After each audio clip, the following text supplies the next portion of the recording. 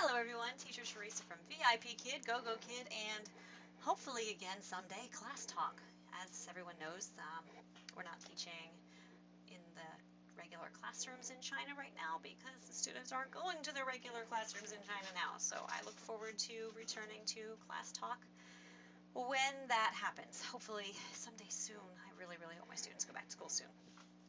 But I'm getting off on a tangent there. So the reason I'm coming to you today is to talk about teaching back-to-back classes in your ESL online classroom, no matter what company you're working for. The number one thing that I think is the most important if you're going to teach back-to-back is that you are prepared. Now, prepared can mean very different things for a variety of teachers. If you are brand new, prepared for you might mean that you are preparing literally in advance, maybe 2 or 3 days in advance, looking at all of the slides, reviewing the vocabulary words, those sight words, and thinking of different ways that you can implement those materials into your supplemental materials into those lessons. I know when I first started, I right away I did jump into back-to-backs. I like money. And I'm not gonna lie, that's the main reason that I automatically started with back-to-backs. But when I first began, I didn't have a lot of props, so I was printing a lot of things out on the internet. I didn't have Cam Twist back then, so everything was 2D or 3D if I had the actual object, which I of course didn't have this mic back then. You know, something that was tangible that I could hold.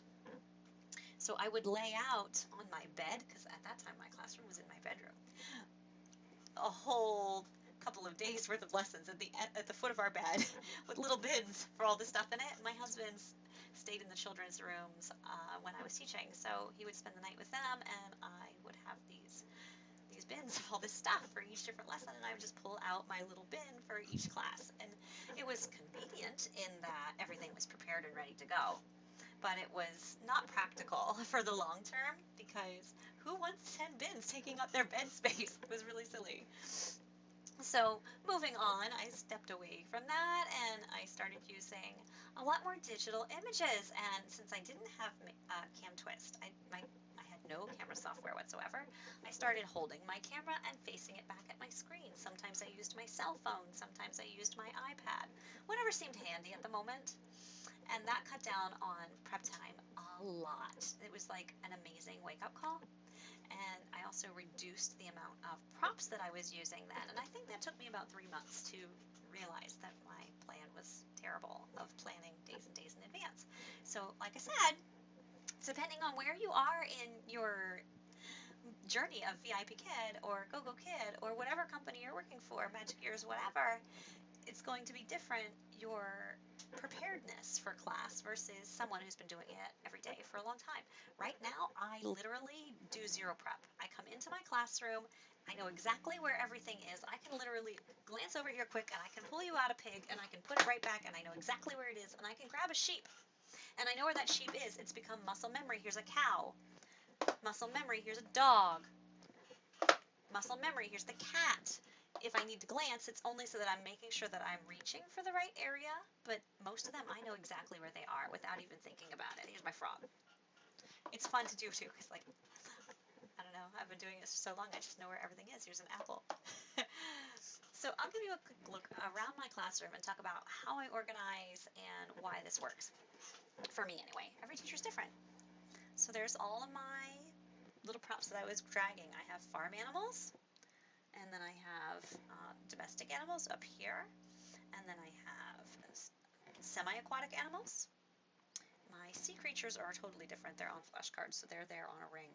All of my flashcards are on rings, except for my big classroom size ones, which are organized this way. Here's shapes, here's colors, there's actions. Everything is nice and orderly. I know where everything is. Those I grab 5 minutes before class starts, the day of. Days of the week, months. My days of the week chart is there, and months of the year are behind it.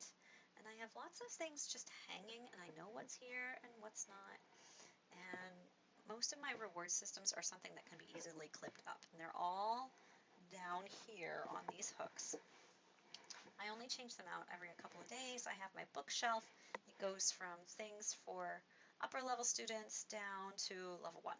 So I very rarely need things in the back, but every once in a while, if I have a student who finishes a class early, I'll grab those books that fit for older students. Like if I pull up this one, you can see it's Planet Earth. It's pretty advanced information in that textbook versus here, which I just have Simple Farm Animals, and that's literally just Lift the Flap book. Over there, I have my mail pouch for those few sending letter lessons, and that orange thing hanging there is a tic-tac-toe board, and these pieces of gift wrap that you see are the wallpaper backdrops for my whiteboard. So far, I only have, I think, 5 total taped around the room, and I want to get a couple more colors. Actually, there's a color behind this color, so I do know that for a fact that my magnets will work through 2 sheets of gift wrap, which is nice because then after Valentine's Day is up, I'm already ready to go for March because back there it's just green with pink dots. And I'll put little gold chips over those pink dots. Oh, my plug unplugged. It's a good thing that this battery is good to go mostly. So that's really it when it comes to props in my classroom. I do also have magnet letters, but I hardly ever use those because I use Google Slides consistently. All of those lesson slides that other teachers have created are fantastic. They're really good for extension, they're good for supplemental materials in general, and I just love them, and I'm really thankful for all the teachers who have worked to make some, and I made some too, but I haven't submitted mine the official way. I just shared mine in the Facebook group because the instructions for sharing were a little bit too complicated for me personally. So I hope this helps you. If you're a new teacher to VIP Kid, Go-Go Kid, Class Talk, Magic Years, or whatever, prepare the way that feels right for you. Don't follow every other teacher's direction, and because you'll have 10 million different ideas of what prepared means. Just make sure that you feel prepared and that you can shift easily from lesson to lesson. Oh, I share my drawer. These are what I feel like are the most important toys to have.